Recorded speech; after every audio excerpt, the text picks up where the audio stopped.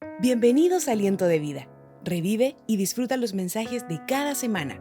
Toma nota y compártelo en tus redes sociales para que el mensaje de Jesús impacte y bendiga a más personas. Esta prédica se llama Un contrato con Dios. Así que si va a anotar, anote ahí, un contrato con Dios, con Jesús. Primeramente, antes de comenzar, me gustaría definir qué es un contrato.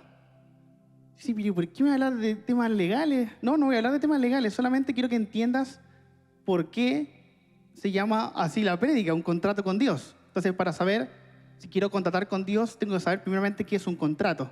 No sé si todos saben aquí qué es un contrato.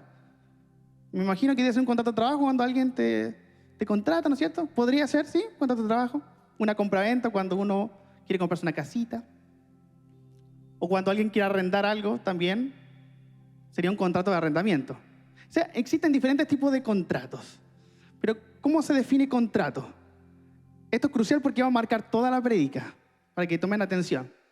Contrato o convención es un acto por el cual una parte se obliga para con otra a dar, hacer o no hacer.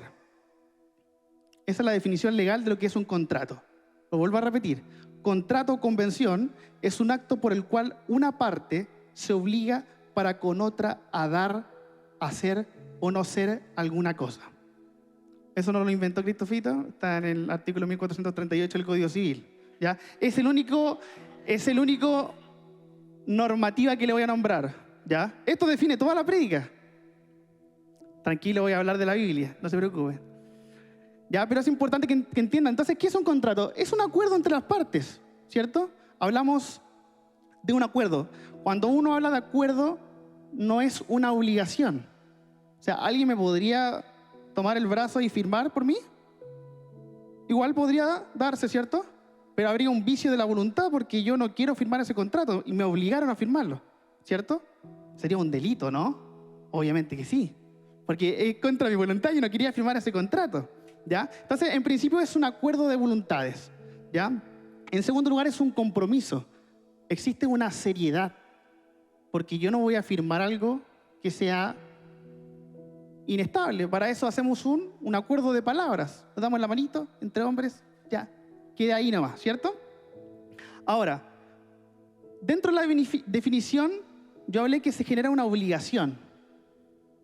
¿Cuál sería? De dar, hacer o no hacer. Cuando hablamos de dar, ¿qué sería dar? Todos pensamos en dinero, ¿cierto? ¿Puede ser, sí? Dar dinero, dar una casa, un terreno, algún bien que yo pueda tener. Y cuando hablamos de hacer, ¿qué sería? ¿Qué es hacer algo? Hacer sería construir una casa, construir una iglesia. Yo ahí tengo una obligación de hacer, estoy construyendo algo. O por ejemplo también podría ser crear, para los que son más creativos. Yo creo un emprendimiento, ¿ya? Y la última obligación sería la de no hacer. ¿Qué sería una obligación de no hacer? ¿Quedarme quieto sin hacer nada? ¿Sería algo así o no? La obligación de no hacer dice relación con no hacer algo que me vaya a perjudicar. O sea, es un impedimento que se pone, no sé, normalmente en los contratos, ¿ya? Es importante que entiendan esto porque esto es lo que sucede en la vida cristiana constantemente, ¿ya? El no hacer también consiste en abstenerme de algo, porque posiblemente va a ser perjudicial para la otra parte. Yo me abstengo de cometer ciertas cosas para no perjudicar a la persona que yo generé un acuerdo en principio, ¿ya? Ahora nos vamos al lado cristiano. Cuando nosotros recibimos a Jesús como nuestro Señor y Salvador, firmamos un contrato divino. Vuelvo a repetir. Cuando nosotros recibimos a Jesús como nuestro Señor y Salvador, firmamos un contrato divino. Nos comprometimos a seguirlo sin importar la circunstancia que estemos viviendo. Porque los contratos, ¿para qué son? Son para cumplirse. Una vez que firmaste, se genera una obligación. ¿De qué? Si estamos hablando en el ámbito cristiano, ¿de qué sería? De dar a Dios lo que le corresponde, de hacer su voluntad y de no hacer lo que nos aparta de Él. vuelvo a repetirlo, ¿de qué obligación estamos hablando con Dios? De dar a Dios lo que le corresponde, de hacer su voluntad y de no hacer lo que nos aparta de Él. ¿Se dan cuenta que es importante la definición en un principio, no? Porque si no, ¿cómo vamos a entender la prédica? ¿Ya? Entonces es importante el generarse contrato. Obviamente Dios no va a bajar del cielo y va a decir, toma Christopher, aquí tiene un contrato, fírmalo. Porque eso no es así. Pero entendemos por qué hablo de contrato divino, ¿cierto? Porque si yo acepto que el Señor Jesús sea dueño de mi vida, que sea dueño de mi corazón, lo hago parte de mí y lo hago mi prioridad. Entonces, todo lo demás es accesorio. Uno tiene que seguir la suerte de lo principal, que es Jesús. Pero todo lo demás es accesorio, ¿ya? Ahora, es importante entender que cuando nosotros recibimos a Jesús, lo hacemos en libertad. Porque suena un poco raro quizás para algunos decir, ¿sabes qué? Se genera una obligación para mí nomás, ¿cierto? Decir, oye, pucha, pero tengo que dar a Dios, tengo que hacer y abstenerme de qué, de no pecar. ¿Sí? Puede ser. Pero Dios, ¿qué me da a mí? Eso es lo importante, porque cuando uno firma un contrato con una persona en la vida real, es porque hay contraprestaciones recíprocas entre las partes. Pero hay un tema que está desnivelado completamente, porque lo que Dios nos entrega es mucho mayor de lo que nosotros le damos a Él. No existe comparación. Es por eso que en el Apocalipsis aparece que si somos fieles hasta la muerte, heredaremos la corona de la vida. Entonces, ¿cuál es el mayor premio que Dios nos entrega? El mayor regalo, la vida eterna, ¿cierto? O sea, ¿la vida eterna se compara a las obligaciones que nosotros tenemos en el contrato? La verdad que no, ¿cierto? Es como un poco injusto para Dios. Pero Dios nos ama tanto que nos establece estas premisas, estas posibilidades, ¿ya? Ahora hay que entender que cuando permitimos que Dios sea dueño y amo Señor nuestro, ¿no es cierto? Tenemos que morir a nuestro propio yo. Porque si seguimos pensando en que vamos a seguir con nuestra propia voluntad, de nada sirve haber firmado ese contrato, estaría incumpliéndolo, de cierta manera. ¿Ya? Cuando yo acepto que Jesús sea mi Señor y mi Salvador, en esa oración que cuando todos pasan adelante dice, Señor Jesús, te acepto y reconozco que tú moriste por mí en la cruz, que algunos la ven como tan monótona, pero no es así, porque es importante esa oración. Esa oración te marca tu vida como cristiano, es el inicio, te determina. ¿Se entiende? Entonces, bajo esa determinación, finalmente ya no voy a seguir buscando mis planes ni mis propósitos, sino que voy a comenzar a buscar los planes de Él, su voluntad. Y no por una obligación, porque nadie me obligó a aceptar a Jesús. ¿O sí? Nadie te obligó.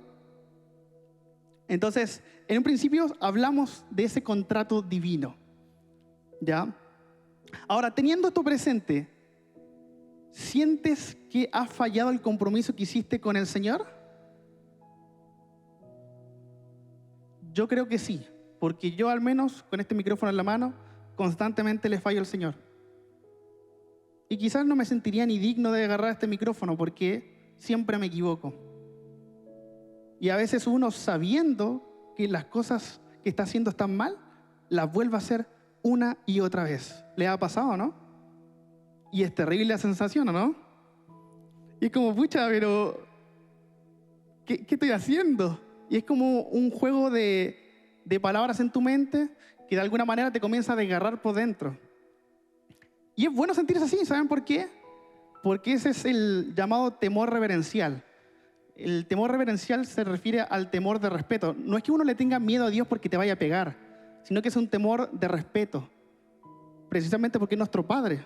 Y todo lo que nosotros tenemos es gracias a Él. Mi profesión de abogado no existiría si no fuera porque Dios lo permitió que así fuera. ¿Me entienden? Entonces, todo esto lo vamos aplicando al día a día. ¿Ya? Ahora bien, quiero hablar de la falta de compromiso que existen en determinadas áreas de nuestra vida. ¿Cuál sería la más importante? La más importante, según mi criterio, es la falta de compromiso con tu iglesia. En este caso, ¿cuál sería su iglesia? Aliento de Vida, un lugar de nuevos comienzos. La falta de compromiso con la iglesia es un detonante, porque al cristiano le cuesta comprometerse con la iglesia, le cuesta, el cristiano es porfiado. Y una de las grandes características que se da es que el típico dominguero que solamente viene los domingos y no quiere venir en la semana.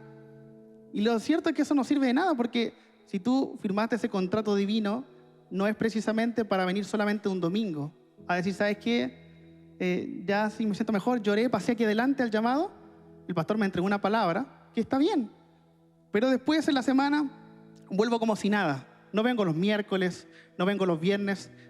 Y de esa manera no marco un compromiso, no marco una determinación para seguir lo que Dios quiere para mi vida, sino que estoy haciendo lo que a mí me da la gana. Es como jugar a ser cristianos. Y eso no está bien. No porque Cristo te lo diga, sino porque no está bien. No está bien. Porque Dios te lo ha dado todo. Entonces, la única manera de recompensar eso es pagar un precio. Y ese precio no es tan terrible. ¿O acaso le cansa venir a la iglesia? ¿Es tomar la micro, el metro? ¿Es terrible venir a la iglesia? No es terrible, ¿cierto? Y más encima, nuestra iglesia es pro familia. Porque una vez conversaba con mi hermano que, ¿qué pasa si llegamos a la iglesia con actividades? Martes jóvenes, miércoles matrimonios, jueves mujeres, viernes niños. La iglesia se va a reventar, ¿cierto? Porque hay algunos que como que lo exigen, pero sabemos que los tiempos de familia son importantes también, ¿ya? Ahora, hay gente que lleva años en la iglesia, o yo diría que ya más de 6 meses, por decir un número, y aún no tiene el interés del servicio, de servir en la iglesia. Y eso es lo mismo que ir al cine y no pagar la función. Entiendo perfectamente que si eres nuevito o ya meses aquí en la iglesia, poquito, es súper entendible, porque quieres recibir, quieres adoptar el ADN de la iglesia. Pero cuando ya te das cuenta que llevas mucho tiempo viniendo los domingos y no existe una actitud en ti de servir al Señor, al igual como lo hacemos nosotros todos los domingos, que no es nada terrible, lo hacemos con amor porque amamos al Señor. Entonces, cuando no se generan eso en nosotros, la convicción de servir, finalmente nos comenzamos a apagar. Y eso genera la falta de compromiso en nosotros. Por eso hablo de falta de compromiso de la iglesia, porque hacemos las cosas a nuestra manera y no a la manera de Él. También existe la falta de compromiso en las parejas o en el matrimonio. Yo no estoy casado, por si acaso. Todavía no. Mi mamá me mata.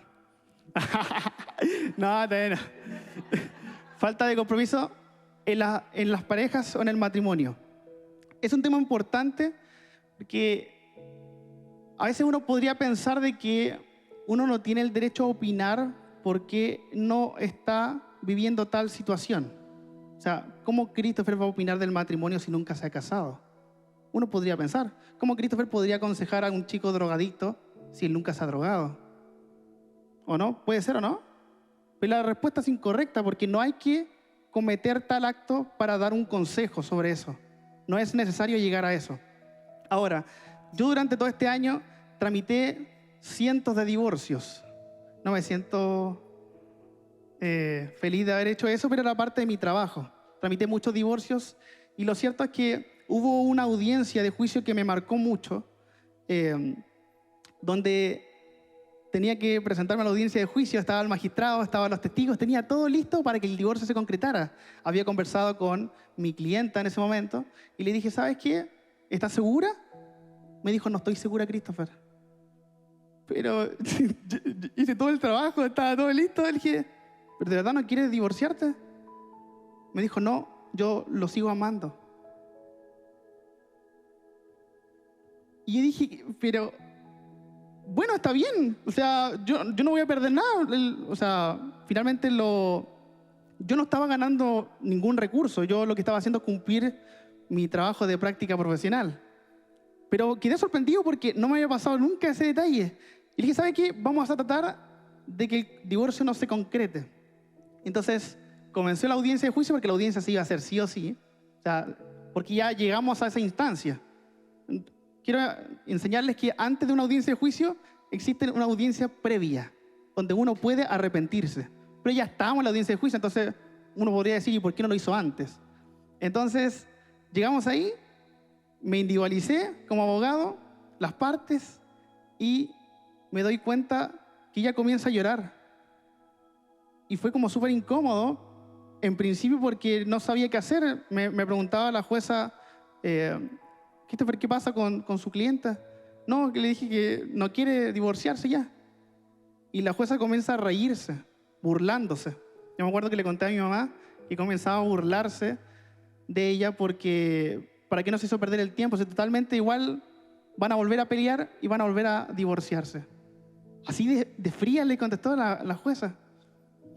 Le dije, ¿sabes qué? Voy a conversar con mi clienta unos minutitos. La llamé, le dije, ¿sabes qué? ¿Él está de acuerdo? No importa lo que diga la jueza. ¿Está de acuerdo en que no quieren divorciarse? Me dijo, sí, quiero darme una nueva oportunidad. Ya, pues, le dije, feliz. Entonces, finalmente ahí se cerró el tema y la audiencia de juicio no se concretó. ¿Y por qué les cuento esto? Porque hoy en día hay más divorcios que matrimonios. Y el gran detonador de los divorcios hoy en día es el tema de la convivencia. ¿Tiene relación con lo que estamos hablando? Sí, porque el matrimonio es un contrato solemne. Y lamentablemente hoy en día como que se desvanece. Y por problemas de convivencia uno no puede terminar un matrimonio. Miren lo que le estoy diciendo, por problemas de convivencia uno no puede terminar un matrimonio. Sino, salvo que hay una infidelidad, que la Biblia lo respalda, que no hay ningún problema. Pero cuando hablamos de un matrimonio como tal, si tú dispusiste en algún momento celebrar un pacto ante Dios y ante los hombres, ¿no es cierto?, en una celebración de matrimonio, es para toda la vida. No es para tener un percance, que sabemos que ninguna pareja es perfecta. De hecho, aquí no existe, yo creo que en el mundo, no existe ningún pastor, ningún líder experto en el amor. Nadie lo es. Porque todos tienen problemas matrimoniales o de pareja. Pero, ¿por qué les comento esto? Porque si en algún momento, en algún punto de tu vida, firmaste ese compromiso de matrimonio, o es más, ni siquiera un compromiso de matrimonio, porque quizás aquí no todos están casados, un compromiso de pololeo, por ejemplo, tú dispusiste que si comenzaste a pololear con tal persona, lo hiciste con la finalidad de que solamente tendrías ojos para él o para ella, que no vayas a andar mirando para el lado, ¿o no? O si no, ¿para qué? Si no, me gustaría que desde un principio te dijeran, ¿sabes qué? No seamos amigos nomás porque no quiero sufrir, no quiero que me dañen, ¿cierto? Pero ¿para qué esa maldad de concretar un compromiso para después romperlo? Imagínense en un matrimonio terrible, cuando hay hijos de por medio. Es complicado, ¿no? Pero por eso, si le estoy comentando esto, es porque quiero enseñarte que cuando asumes un compromiso, respétalo. No importa la circunstancia, no importa las peleas que hayas tenido como matrimonio, todo tiene solución. Pero todo tiene solución cuando estamos en Cristo, cuando depositamos nuestra confianza en Él. Porque si no, ahí todo se va a las pailas y no hay nada más que hacer. ¿Ya? No seamos buenos para mirar para el lado. Otra falta de compromiso es con los amigos. Yo sé que las personas fallan constantemente y es normal porque somos seres humanos. No podemos pedir que una persona sea perfecta, ¿ya? Y sabemos que existen amistades por temporada, amistades que aparecen, otras desaparecen. Pero a veces hay amistades que sabemos que realmente nos edifican, amistades que realmente nos complementan. ¿Han tenido alguna vez una amistad así o no? Como un apañador, alguien que te edifica, que ora por ti, que te potencia a ser mejor. Y a veces uno es tan pava, que deja ir esa amistad, que no la cuida. ¿Le ha pasado, no? Y cuando ese amigo o esa amiga se va, ya no hay vuelta atrás porque las personas son irrepetibles. O sea, si tú conociste a Juanito o a Juanita, no es que ya se desapareció Juanita y voy a encontrar la misma Juanita. No, eso no es así. Las personas son únicas y irrepetibles. Entonces, cuando Dios te presenta la oportunidad de conocer una amistad que realmente te edifica, porque dice la palabra que Dios le brinda su amistad a quienes le honran. Entonces, cuando tú te topas con una amistad que te honra, No dejes escapar esa amistad.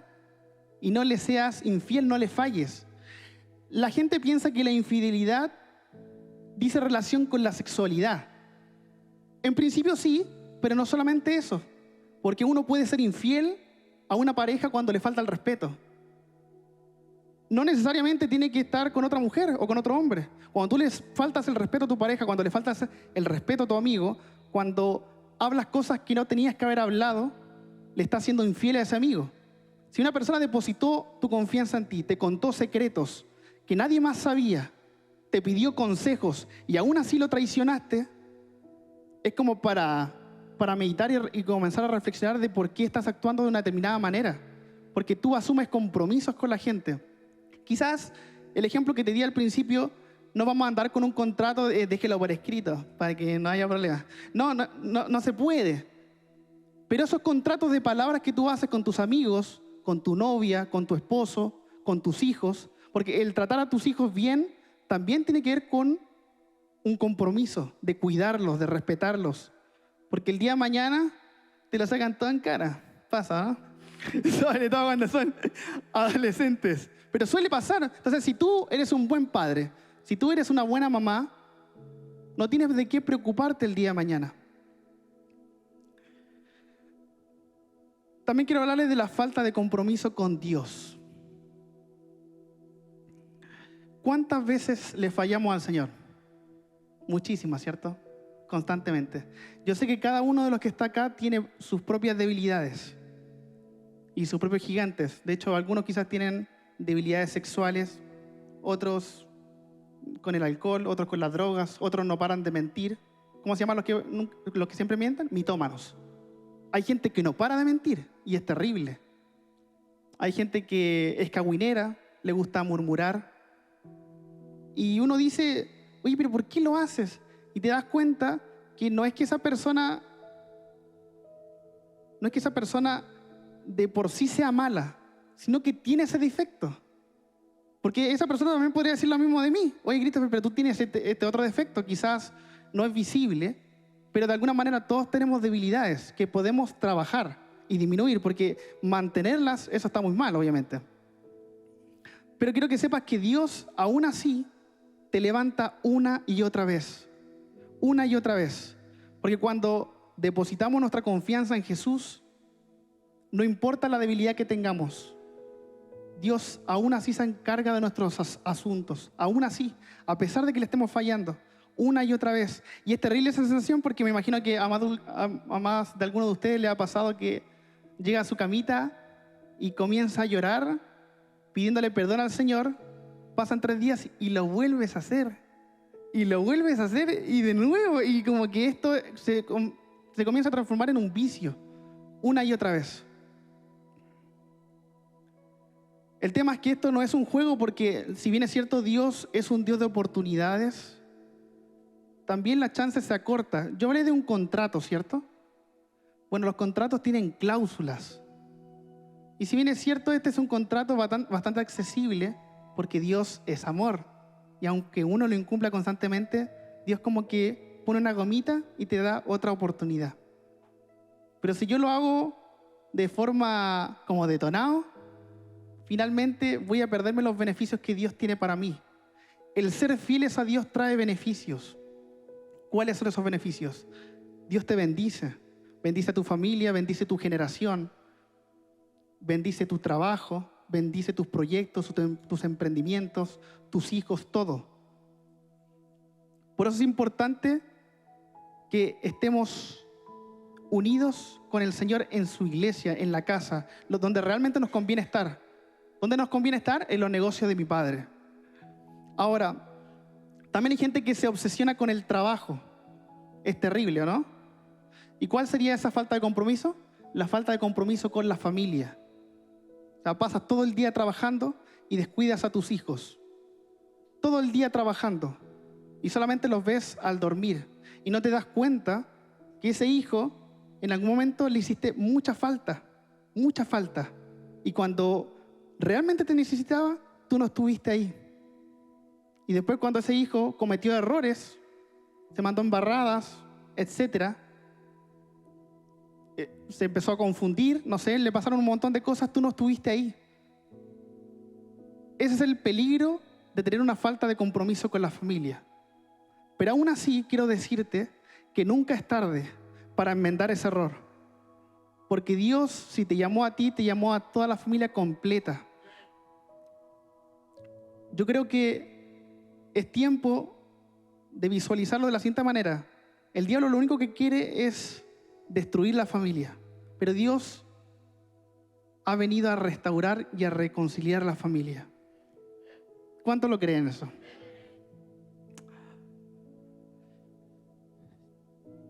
Y ahora voy a entrar a la palabra. Y ahora voy a entrar.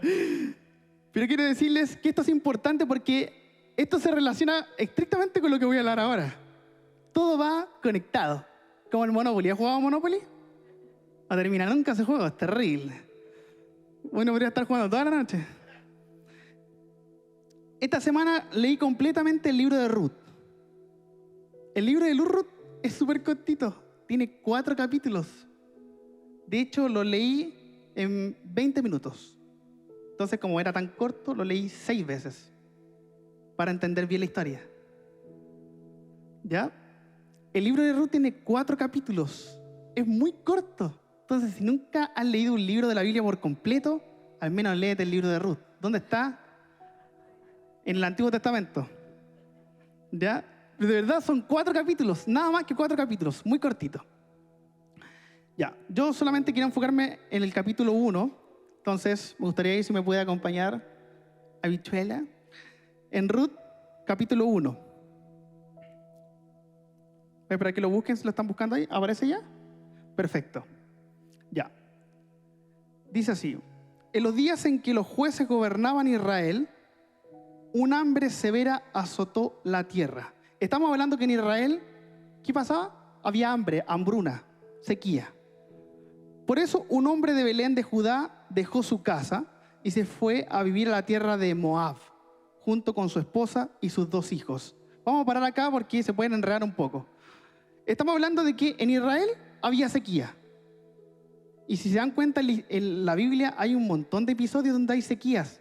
El desierto de Israel, ¿cierto? Hay un montón de situaciones en Génesis, en 1 Samuel, 1 Reyes, donde habla de sequías. Bueno, aquí esta no es la excepción cuando se habla del libro de Ruth. Entonces, como había sequía, finalmente un hombre que se llama Elimelech quiere trasladar a su familia, porque cuando te das cuenta que estás en un país donde no tienes trabajo, donde las oportunidades no se te dan, quizás tomas a tu familia para que tus hijos puedan tener un mejor futuro. ¿Han conocido personas así? Yo siempre, constantemente. De hecho, yo lo haría con mi familia. Si me diera cuenta que no puedo sostenerla, me iría a otro país, ¿no es cierto? Entonces, eso fue lo que hizo Elimelech. Se fue con su esposa y sus 2 hijos. ¿A dónde se fueron? A Moab, donde están los moabitas. ¿Ya? Pasamos de un pueblo que era cristiano a un pueblo que no es cristiano, porque los moabitas no eran cristianos. ¿Ah? Ahí tiene el contexto. Entonces aquí dice, el hombre se llamaba Elimelech y el nombre de su esposa era Noemí. Sus 2 hijos se llamaban Malón y Kelión. Eran efrateos de Belén, en la tierra de Judá. Así que cuando llegaron a Moab, se establecieron allí. Tiempo después, adivinen, murió Elimelech. Y Noemí quedó sola con sus 2 hijos. Imagínense lo terrible. O sea, viajaste a una tierra desconocida y tu marido se murió. Debe ser terrible. Y con 2 hijos. Ellos se casaron finalmente con mujeres moabitas. Uno se casó con una mujer llamada Orfa y el otro con una mujer llamada Ruth, que es la protagonista de esta historia. Pero unos 10 años después murieron tanto Malón como Kelión. Entonces Noemí quedó sola, sin sus 2 hijos y sin su esposo. O sea, ya era terrible la situación porque había muerto su esposo. Ahora murieron sus 2 hijos. ¿Con quién se quedó Noemí? Con sus 2 yernas. Con Ruth y Orfa. Igual brígido quedarse con la suegra, ¿no? No sé, depende. Pero imagínense lo terrible. Yo creo que ella estaba devastada. Se quedó con las 2 yernas. Yo me pongo en la situación de ella. Yo creo que es para morirse. Voy a seguir leyendo. El versículo 6. Estando en Moab, Quiero que entiendan que los moabitas tenían una tierra fértil, por eso que se fueron para allá, ¿ya? A pesar de que no eran cristianos. Ya, estando en Moab, Noemí, o sea, la suegra que se quedó solita, Noemí se enteró de que el Señor había bendecido a su pueblo en Judá al volver a darle buenas cosechas. Quiere decir que donde ella venía, se volvió a recuperar todo. O sea, regresemos a Israel entonces. Entonces Noemí y sus nueras se prepararon para salir de Moab y regresar a su tierra natal. Acompañado por sus dos nueras, partió del lugar donde vivía y tomó el camino que las llevaría de regreso a Judá. O sea, le dijo a las chicas, acompáñenme porque ya se arregló Israel. Sin embargo, ya puestas en camino, imagínense, iba la suegra con sus dos yernas, Noemí le dijo a sus dos nueras, vuelva cada una a la casa de su madre y que el Señor las recompense por la bondad que mostraron a sus esposos y a mí. Que el Señor las bendiga con la seguridad de un nuevo matrimonio. Linda la suegra, ¿cierto? Llega a dar pena, triste. Le está dando la oportunidad para que se vuelvan a casar. Entonces le dio un beso de despedida y todas se echaron a llorar desconsoladas. Pero ellas dijeron, no, queremos ir contigo a tu pueblo. Pero Noemí respondió, ¿por qué habrían de continuar conmigo? ¿Acaso puedo tener más hijos que crezcan y sean sus esposos? No, hijas mías, regresen a la casa de sus padres porque ya soy demasiado vieja para volverme a casar. Era evidente lo que estaba diciendo porque era la suegra, ¿o no? Era como lógico y tiene todo el sentido del mundo. Aunque fuera posible y me casara esta misma noche y tuviera hijos varones, entonces ¿qué? ¿Esperarían ustedes hasta que ellos crecieran y se negarían a casarse con algún otro? Por supuesto que no. Y era que una persona normal, si se pone en la situación pensando en Ruth o en Orfa, buscaría cualquier otro hombre para casarse. No esperaría a que la suegra volviera a tener otro hijo. Es como impensado, ¿no? Esperar que, imagínense, nació y esperar que nazca y casarme con él. ¿Ya? La situación es mucho más amarga para mí que para ustedes, porque el Señor mismo ha levantado su puño contra mí. Entonces volvieron a llorar juntas y Orfa se despidió de su suegra con un beso. Mira, esto es clave. ¿Quién? Orfa. O sea, una de las yernas se fue. Solamente se quedó Ruth. ¿Y dónde se fue Orfa? Noemí le dice, mira, tu cuñada regresó a su pueblo y a sus dioses. Tú deberías hacer lo mismo. ¿Cuál es el dios de los moabitas? Moloc, un demonio. Eso es lo que hizo la cuñada. Se fue a donde los moabitas. Para que entiendan el contexto igual, los moabitas son descendientes de Lot, que es el sobrino de Abraham. ¿Ya? Que guardan relación con los israelitas, pero no son cristianos, tienen sus propios dioses, como Moloch. Pero Ruth hace completamente lo contrario a la otra yerna. Y esto es clave. Ella le dice a su suegra, en el versículo 16, dice, pero Ruth respondió, no me pidas que te deje y regrese a mi pueblo. A donde tú vayas, yo iré. Donde quiera que tú vivas, yo viviré. Tu pueblo será mi pueblo y tu Dios será mi Dios. Donde tú mueras, allí moriré y allí me enterrarán. Que el Señor me castigue severamente si permito que algo nos separe, aparte de la muerte. Vuelvo a repetir el versículo. Dice, no me pidas que te deje y regrese a mi pueblo. Lo dice con seguridad, con convicción. A donde tú vayas, yo iré. Donde quiera que tú vivas, yo viviré. Tu pueblo será mi pueblo y tu Dios será mi Dios. Donde tú mueras, allí moriré y allí me enterrarán. Si se dan cuenta, esto es un contrato. Ella se está amarrando a su suegra. Suena chistoso igual, pero es la realidad. Y ella pone una cláusula, que los abogados dirían una cláusula penal. ¿Por qué? Porque dice que el Señor me castigue severamente si permito que algo nos separe. O sea, si incumple su obligación de seguir a su suegra, a donde ella quiera que vaya, está pidiendo que Dios la castigue por incumplir. La pregunta es, ¿quién estaría dispuesto a hacer esto? Yo creo que son pocas personas quienes estarían dispuestos a seguir a alguien a donde quiera que vaya. ¿Por qué les mencioné el matrimonio? Porque esto es parecido. ¿Por qué le mencioné un contrato con Dios? Porque esto es parecido. El contrato que uno celebra con el Espíritu Santo es un contrato de amor, no por obligación. Porque finalmente Dios nos está entregando vida eterna, que sobrepasa todo lo que podamos tener en este mundo, que es pasajero. Cuando Noemí vio que Ruth estaba decidida a irse con ella, no insistió más. De modo que las dos siguieron el viaje. Cuando entraron a Belén, todo el pueblo se conmocionó por causa de su llegada. ¿Cuáles son las lecciones en principio de esto? Que los cambios de circunstancias nos pasan a todos, ¿o no? A veces piensas que vas como bien en tu trabajo, quedaste sin pega. Y que da la patada, como que empiezas... Y ahí es donde más comienzas a venir a la iglesia, ¿no? Porque no tienes trabajo. Y a veces, cuando uno consigue la fuente laboral, que le ha pasado a muchos amigos, a veces trato de entenderlos, consigue la fuente laboral y desaparecen de la iglesia. Y es donde más tú tienes que aferrarte al Señor, porque Dios te entregó ese trabajo. No fue por tus méritos. Uno obviamente tiene la capacidad y las habilidades, pero es Dios quien te promociona. Ahora bien, poniendo entre paréntesis, Salomón promovió a Jeroboam porque era un hombre activo. Cuando estamos en circunstancias difíciles, no es que tengamos que darnos con los brazos cruzados, tenemos que trabajar, tenemos que hacer algo al respecto, porque si no, Dios no nos va a promover a un nivel mayor. ¿Cómo voy a encontrar trabajo si nunca fui a tirar currículum, cierto? No llega de la noche a la mañana. En segundo lugar, Dios ayuda a las personas a enfrentarse con las crisis. Y eso es lo que nos distingue de los que no son cristianos.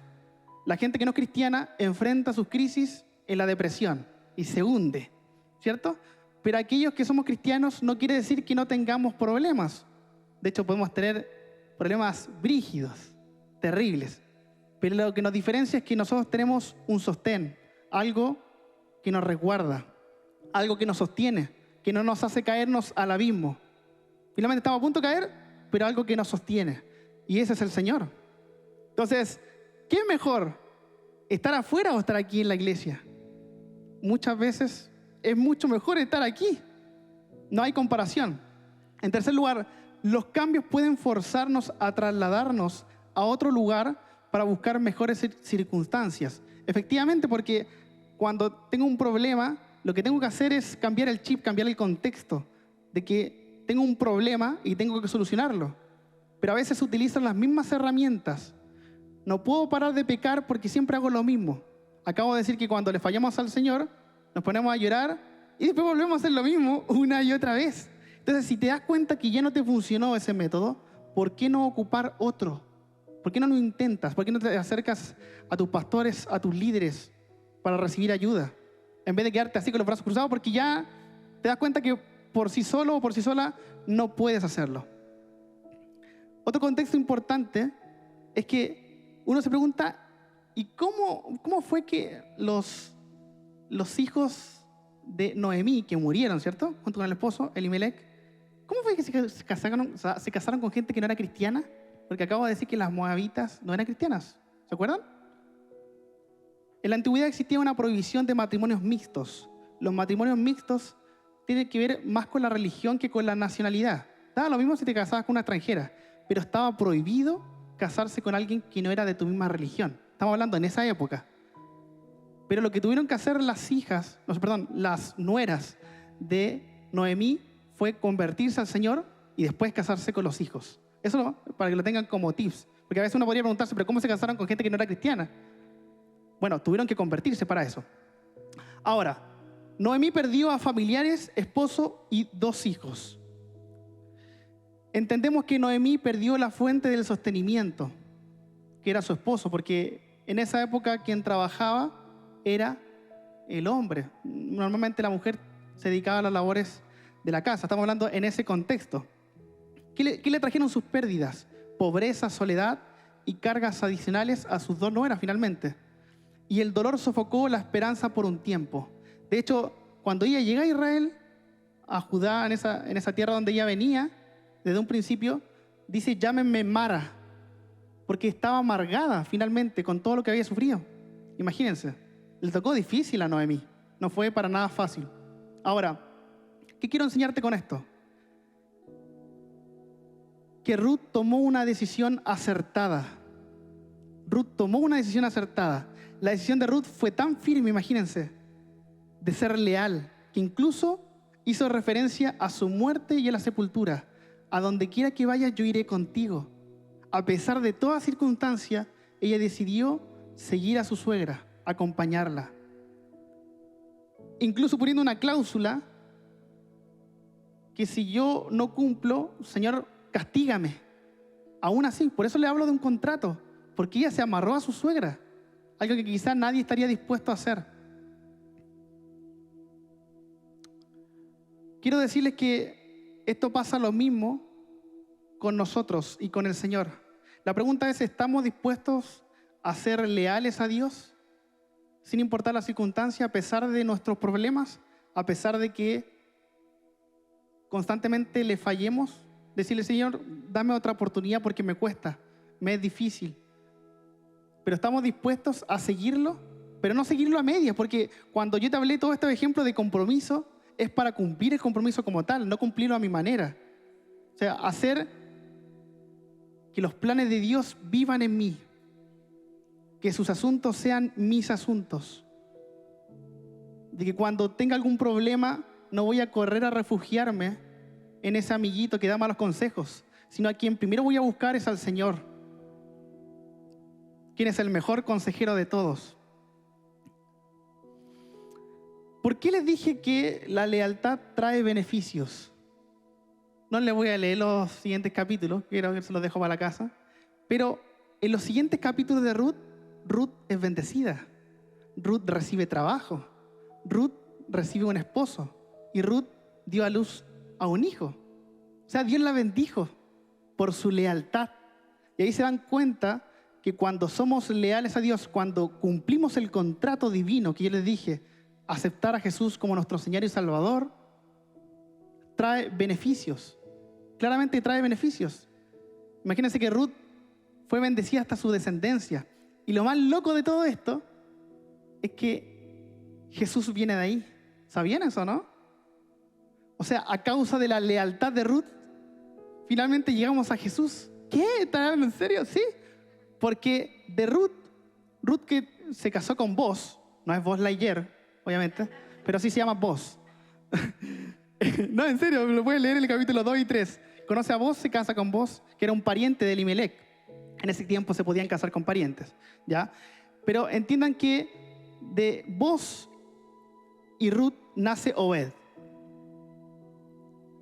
Y de ahí, Obed es el abuelo de David. Imagínense. Y David es ascendiente de Jesús. Entonces se dan cuenta la importancia de ser fieles a Dios. A veces uno no se da cuenta, pero eso marca tu descendencia, marca tu destino, marca lo que Dios ha depositado en ti. Cuando somos fieles a Dios, Dios nos resguarda, Dios nos planta, Dios nos hace prosperar. Porque esto no es un juego. Acabo de decir que existe el libre albedrío. O sea, no es una obligación, efectivamente, no es una obligación venir a la iglesia. Porque en verdad, si tú vienes o no vienes, no es que yo no pueda hacer nada. Si cada uno ve dónde le aprieta el zapato. Porque la salvación es personal. Pero imagínense el regalo que Dios nos tiene, la vida eterna. ¿Tenemos que hacer tantas cosas? No, ¿cierto? Dar a Dios lo que le corresponde, hacer su voluntad, en segundo lugar, y en tercer lugar, abstenerme de lo que me aparta de Él. ¿Y qué me aparta de Dios? Pecar. Y cuando digo pecar, no estoy hablando de la marihuana, el sexo, las drogas, todo el tema, porque siempre nos vamos a ese extremo. Pecar es no buscar de Dios también. No adorarlo, que pasen semanas sin que lean la Biblia, semanas sin orar. Eso no puede ser posible. Aliento de Vida es una iglesia que ora, ¿o no? Es una iglesia comprometida. Entonces, la idea es juntar todos estos puntos y entender que firmar un contrato con el Espíritu Santo vale la pena. Vale la pena por las consecuencias que uno pueda tener, que son consecuencias positivas. Hay gente que dice, ya, mi familia está todo perdido porque ya era ya.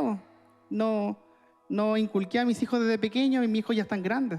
Y es difícil, obviamente, aconsejar a un hijo cuando ya está en la adolescencia. Ya se pone más pesado, ¿no? Es complicado. Pero nunca es tarde para inventar ese error. Nunca es tarde. Porque por algo Dios dispuso herramientas. Dios dispuso oportunidades para tu vida. Oportunidades de bien. A pesar de que seamos pencas con Dios, Dios siempre está ahí. Dios siempre está a la puerta esperando que nosotros le respondamos. Y nosotros seguimos incumpliendo una y otra vez. Y no somos capaces de cumplir ese contrato que un día le pedimos al Señor. Y Christopher, ¿cuál sería la solución? Existe una solución. Poder renovar tus votos frente al Espíritu Santo. Decirle, Señor, ¿sabes qué? Te he fallado tantas veces. Dame otra oportunidad, pero esta sí te voy a cumplir. Por más que me cueste. Quizás me vuelva a equivocar una y otra vez, pero al menos voy a hacer todo lo posible. Voy a tener un corazón dispuesto para que tú me puedas transformar. Y yo te puedo asegurar que Dios lo va a hacer. A pesar de todas las circunstancias, a pesar de que tengas peleas en tu casa, de que tu casa sea un infierno, de que tengas la sensación de que te vas a divorciar una y otra vez. Porque hay gente que tiene esa manía de que cuando pelea quiere cortar todo al tiro. Y no es capaz de decir, mi amor, solucionémoslo, podemos ver esta vía, en vez de antes de cortar todo. Porque a veces cuando el cuerpo está caliente, dice malas palabras, ¿o no? Dice palabras hirientes, y eso puede detonar o desencadenar un caos a la otra persona. Y eso no es lo que Dios quiere. Dios quiere que busquemos soluciones. Frente a los problemas hay que buscar soluciones. No hay que ahogarnos en un vaso de agua. Cuando se nos presenta una enfermedad de algún familiar, uno podría pensar que está todo perdido, sobre todo cuando escuchamos la palabra tiene cáncer. Es terrible, ¿cierto? Yo he tenido muchos conocidos que han fallecido por esa maldita enfermedad. Pero aún así, tú tienes que dar el ejemplo de decir que no está todo perdido. Y ir y orar por ese familiar que quizás lo está pasando mal, que es una situación compleja, porque nadie querría morir o alguien quiere morir acá. Yo creo que todos queremos llegar hasta viejitos y dormir ahí con un churrasquito al lado italiano, con papas. Todos queremos tener una muerte digna. Un italiano. Perdón, que tenemos hambre igual. No, pero es eso, tiene que ver con un compromiso mayor. Que tú realmente aceptes que Jesús es tu dueño y que es tu prioridad y que no hay nada más importante en el mundo que Él. Eso tienen que tenerlo presente siempre, precisamente porque termina la reunión y lo más probable es que se me olvide toda la prédica.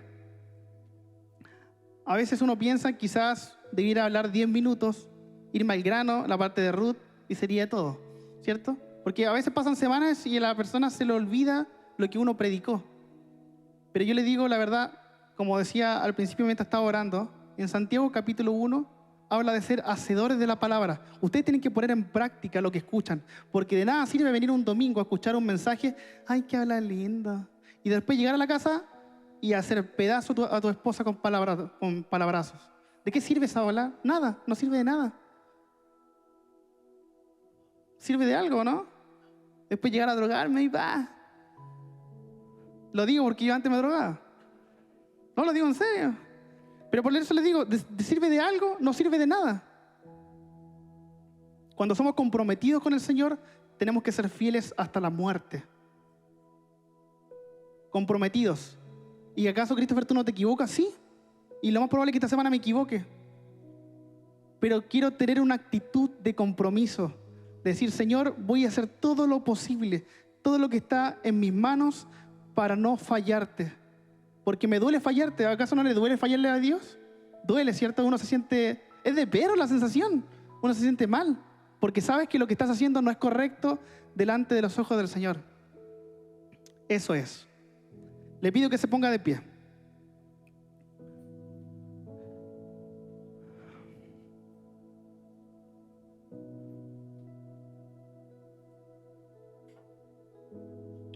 Le pido que cierre sus ojitos ahí donde usted está y le diga al Espíritu Santo, Señor, Espíritu Santo, en esta hora quiero renovar mi voto delante de ti.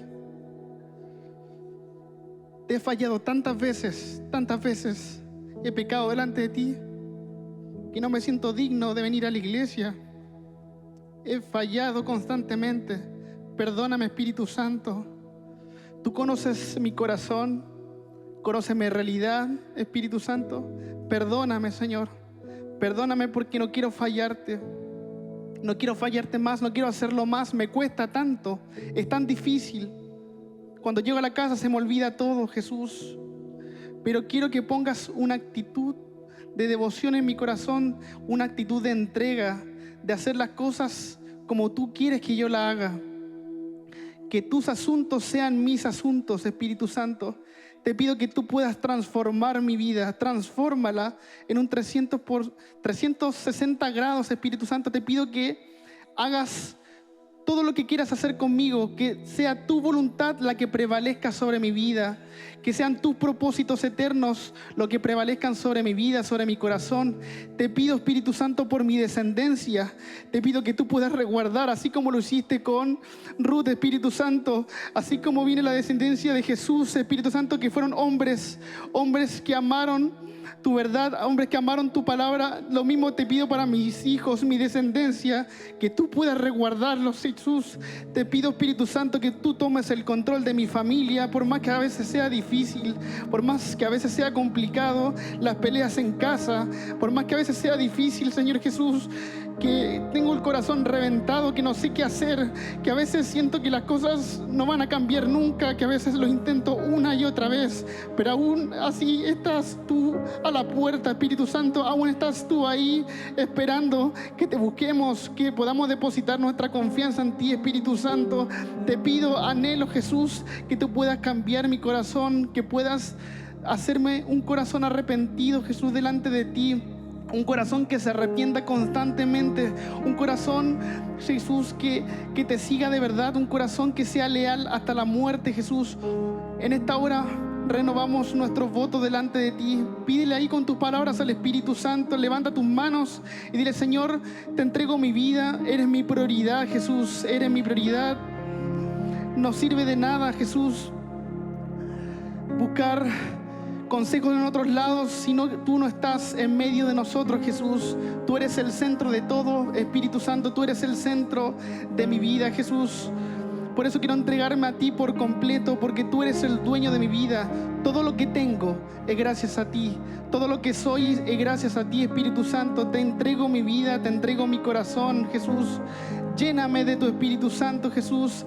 Quisiera ser recordado así como dice el libro de Hechos capítulo 13, que David fue recordado como un hombre que sirvió a su generación. Así, de esa misma manera, queremos ser recordados como Iglesia Aliento de Vida. Gente que conmovió tu corazón, gente que fue promovida porque fuimos personas activas delante de tu presencia, Jesús. Queremos darte lo mejor, Espíritu Santo. Gracias por este privilegio de compartir tu palabra, Espíritu Santo. Te pido que la podamos hacer viva en nuestra familia, en nuestros hijos, en nuestros familiares, Jesús. Que tú seas tomando el control cada día en nuestro trabajo, por más que a veces sea difícil, Espíritu Santo. Por más que a veces sea difícil, sé tú tomando el control de nuestra vida, de nuestros corazones, Jesús. Si hay amistades, Jesús, que me han estado alejando de ti, te pido que las arranques, Espíritu Santo. Aléjalas de mí, Jesús, porque me apartan de ti. Si hay conexiones que no me convienen, Jesús, te pido que las apartes en tu nombre, Señor Jesús, porque no me hacen bien, Jesús. Te pido que tomes el control de los matrimonios en esta casa, Señor Jesús. Te pido que puedas cubrirlos, por más que a veces se presenten discusiones, por más que a veces se presenten peleas, gritos en la casa. Te pido, Jesús, que tú seas tomando el control, por más que sea difícil, Jesús. Que tú seas llenando, Jesús, de tu presencia. Inunda cada pieza, inunda cada lugar de nuestra casa, Jesús, porque tu casa también te pertenece, Jesús. Donde nosotros vivimos, todo lo que pisa nuestros pies, Jesús, es bendito, Espíritu Santo. Te pido que tú puedas morar en nuestras casas, en nuestras propiedades. Donde quiera que vayamos, tu Espíritu Santo pueda acompañarnos. Que tu Espíritu Santo, que tus ángeles sean resguardándonos, Jesús. Ponemos una protección, una coraza, Jesús, que nos puedas resguardar a donde quiera que vayamos, Espíritu Santo. Sé tú tomando el control, Jesús. Sé tú tomando el control. Profetizo y declaro que tú abrirás puertas, Espíritu Santo. Abrirás puertas donde no habían abierto, Señor Jesús, donde habían puertas cerradas. Tú rompes, Señor Jesús, las manillas y abres esas puertas sobrenaturales, Espíritu Santo. Abres esas puertas que estábamos buscando, esas puertas, Jesús, que estamos anhelando, esas puertas de proyectos, de emprendimiento, Jesús. Abre las puertas sobrenaturales de los cielos. Tu palabra dice que lo que desatamos en la tierra se desata en los cielos, Jesús. Y en esta hora declaro y profetizo, Jesús, que tú restaurarás la familia, Jesús, que tú reconciliarás los matrimonios, Espíritu Santo, y que nos acercarás más a tu presencia como nunca antes, Espíritu Santo. Gracias, gracias, Príncipe de Paz, eres lo máximo, Espíritu Santo. Gracias por tu presencia. Dile al Señor que lo amas. Dile que Él es todo para ti. Esta es tu oportunidad para poder renovar tus votos con el Señor y decirle: Señor, vuelvo a firmar ese contrato divino. Vuelvo a firmar ese contrato divino que algún día te dije, que Jesús, tú eras mi Señor, tú eras mi Salvador. Y a pesar de mis errores, a pesar de que me equivoco una y otra vez, tú estás ahí para respaldarme, tú estás ahí para sostenerme constantemente, Espíritu Santo. Gracias, Jesús. Amén y amén. Gracias, Jesús, por tu presencia.